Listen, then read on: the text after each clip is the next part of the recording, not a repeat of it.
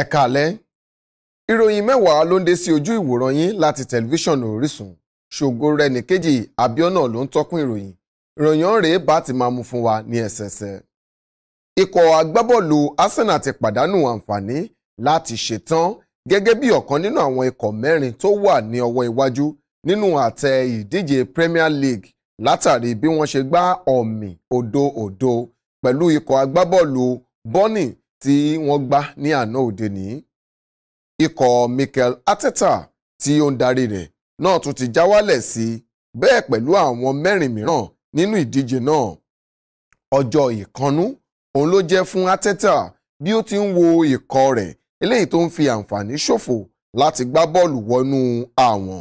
Mikel Arteta ti rọ́pò Unai Emery tí àwọn aláṣẹ ikọ̀ náà dá dúró. Ẹ̀ẹ̀márùn ọ̀tọ̀ọ̀tọ̀ ní ikọ̀ Arsenal ìyẹn Cedric Soares àti Pablo Mari ní kò sí nítòsí fún ayò tí ikọ̀ Arsenal gbélé ẹ̀ fún ìgbà ráńpẹ́ tí wọ́n fún káàdì pupa eléyìí tó gbà nínú ayò pẹ̀lú Crystal Palace. Mesut Ozil náà wà lára àwọn ikọ̀ Arsenal lẹ́yìn tí Arteta gbégi dínà lílọ rẹ̀ sínú ikọ̀ Kota ìyẹn Kota Club. Ẹgbẹ́ Middle Belt Forum ti fọwọ́ sí ìfọwọ́ òfin mú àwọn Fúlàní darandaran àti àwọn àgbààgbà abúlé Bokos, Riyom àti àwọn abúlé mìíràn bẹ́ẹ̀ lórí ìṣekúpani eléyìí tó ṣẹlẹ̀ láìpẹ́ yìí ní ìpínlẹ̀ Plateau. Ó wá ké sí gómìnà Simon Lalong ìpínlẹ̀ náà láti fi ojú wọn ba ilé ẹjọ́ tó ń tàwọn tó kọlu abúlé Kwata ní ibi tí ènìyàn 13 ti jáde láyé tí ọ̀pọ̀ sì farapa pẹ̀lú. Ààrẹ ẹgbẹ́ MBF ọ̀hún dókítà Bitrus Pogu sọ nínú ọ̀rọ̀ àtẹ̀jáde kan ní ìlú Àbújá pé bí ìjọba ìpínlẹ̀ Plateau ti fi ọwọ́ ṣìkún òfin mú àwọn adarí àwọn Fúlàní náà yóò jẹ́ kí òye wọn wípé ìtàjẹ̀sílẹ̀ kò dára bẹ́ẹ̀ ni kò sì bójúmu rárá láàrin àwọn ènìyàn. Nígbà tẹ́gbẹ́ Middle Belt Forum ọ̀hún nígbà tí wọ́n bá àwọn ará abúlé Bokos kẹ́dùn ó ní àwọn ìkọlù ọ̀hún ti sọ ọ̀pọ̀lọpọ̀ di aláìnílé lórí ó sì ti sọ wọ́n di aláìní ọmọ tàbí bàbá. Lákòótán ẹgbẹ́ MBF gba ìjọba Plateau lámọ̀ràn láti dá ikọ̀ elétò ààbò sílẹ̀ bí èyí ti apá ìwọ̀ oòrùn ilẹ̀ Nàìjíríà eléyìí tó ń jẹ́ Àmọ̀tẹ́kùn kí ètò ààbò kó tún lè rú gọ́gọ́ sí ní ìpínlẹ̀ náà.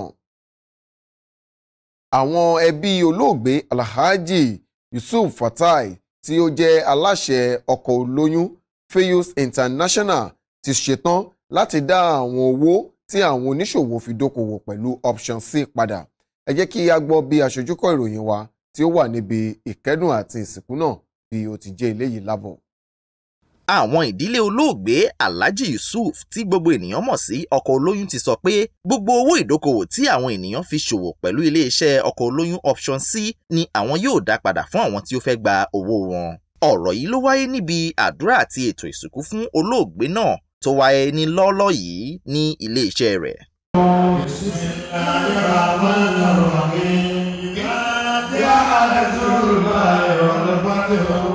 Wọ́n sọ pé gbogbo owó tí àwọn èèyàn fi dókòwò ní Option C ni yóò di dídá padà níbi àdúrà náà tí ọ̀pọ̀ àwọn ọ̀tọ̀kùlú àti àwọn lẹ́ẹ̀kan pèsè sí. Lẹ́yìn ikú Fatai ọlọ́pàá pa omi wa lẹ́nu. Wọ́n máa pa ìdílé Fatai lẹ́kún mọ́. Wọ́n máa pa ìdílé Fatai lẹ́kún mọ́. Wọ́n máa pa ìdílé Fatai lẹ́kún mọ́. Wọ́n máa pa ìdílé mi náà lẹ́kún. Wọ́n máa pa ìdílé mi náà lẹ́kún. Ya Bismillahirrahmanirrahim. Ọ̀pọ̀ ènìyàn ni wọ́n wá láti ìtòsí àti ọ̀nà jíjìn láti wá bá ìdílé olóògbé Alhaji Yusuf kẹ́dùn lórí ènìyàn wọn tí ó papòdà. Wọn kò ṣàìsọ ohun kan tàbí méjì. Ẹ jẹ́ ká gbọ́. Tá bá ń sọ̀rọ̀ nípa àwọn èèyàn tí Ọlọ́run dìídì dá sáyé láti wá ṣe rere láyé, tí a bá wo àwọn ẹni tàná tá a bá rí wọn tó yẹ pé àwọn tẹ̀ní la fẹ́ wò, ọ̀gá ni Alhaji Fatai ọkọ̀ olóyún jẹ́ nínú àwọn èèyàn tọ́lọ́run dìídì dá láti wá tún ayé ṣe, láti wá ran ayé lọ́wọ́, láti wá pa ọmọ èèyàn lẹ́rìn, láti wá máwọn èèyàn tí ń bẹ nínú ìṣòro níranran, láti wá mú wọn kúrò pé ìwọ náà kò nínú ìṣòro, ìwọ náà máa bọ̀ nínú ìgbádùn. Tá a bá ń sọ̀rọ̀ nípa kí èèyàn jàǹfààní nípa àmà, Ọlọ́run ló mọ iye tí ò bá ti kú sáyé látara ìmọ̀ kan tó yẹ pé Ọlọ́run fi Alhaji Fatai ọkọ olóyún ó fi ṣe ìrànlọ́wọ́ fún irú ẹni bẹ́ẹ̀. Tá a bá ń sọ nípa ilé ara, Ọlọ́run fi Alhaji Fatai ọkọ olóyún ṣe ìrànlọ́wọ́ fún àìmọye èèyàn nípa ilé ara.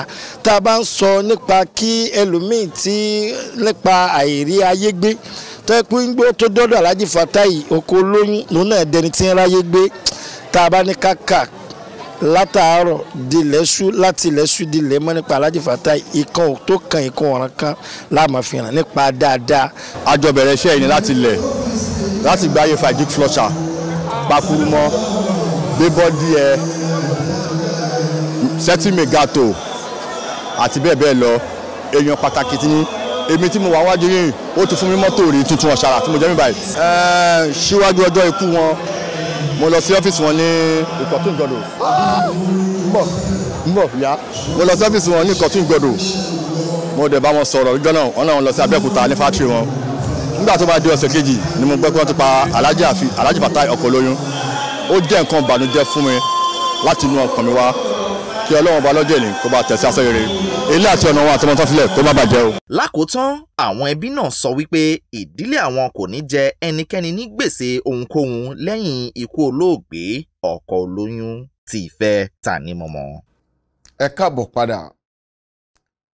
Ààrẹ ẹgbẹ́ àwọn ọmọ Àfọ̀njá ti ìlú Ìlọrin ìyẹn Àfọ̀njá Descendants Union of Ìlọrin Alhaji Ọlọ́lá Kasum ti pè fún yíyanjú ọ̀rọ̀ ilé arúgbó láàrin gómìnà Abdulrahman Abdulrazak àti àwọn mọ̀lẹ́bí Saraki ní ìtùbí ìnùbí. Nígbà tó ń bá àwọn oníròyìn sọ̀rọ̀ ní ìlú Ìlọrin, Kasum sọ wípé dídá ilé ọ̀hún wó ti fa ọ̀pọ̀ rúgúdù láàrin àwọn ọmọ Ìlọrin, èyí tó sì fẹ́ ṣe pàtàkì fún ìjọba ìpínlẹ̀ Kwara àti àwọn mọ̀lẹ́bí Saraki láti yanjú ọ̀rọ̀ náà ní tùbí ìnùbí.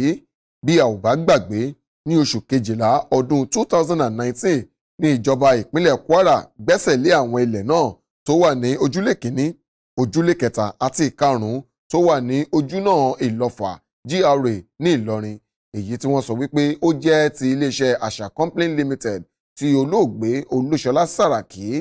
Bẹ́ẹ̀ ni ìjọba náà pàṣẹ pé kí wọ́n lọ dàwó ilé arúgbó náà sì ní ibi tí àwọn ọmọ ẹgbẹ́ òṣèlú PDP ti ń ṣe ìpàdé.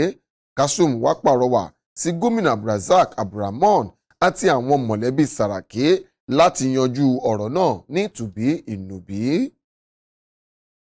Ààrẹ orílẹ̀-èdè Nàìjíríà Muhammadu Buhari ti fìdí àtìlẹ́yìn ilẹ̀ Nàìjíríà fún ilẹ̀ China lórí àrùn coronavirus ràn látàrí bí àrùn náà ti ṣekú pa 200 ènìyàn ní orílẹ̀-èdè ọ̀hún.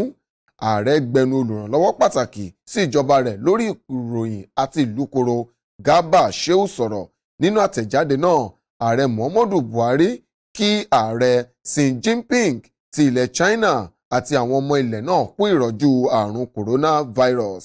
Ó ní orílẹ̀-èdè náà ti sapá rẹ̀ láti rí dájú wípé àrùn náà kò ṣàn dé àwọn ilẹ̀ mìíràn lágbàáyé.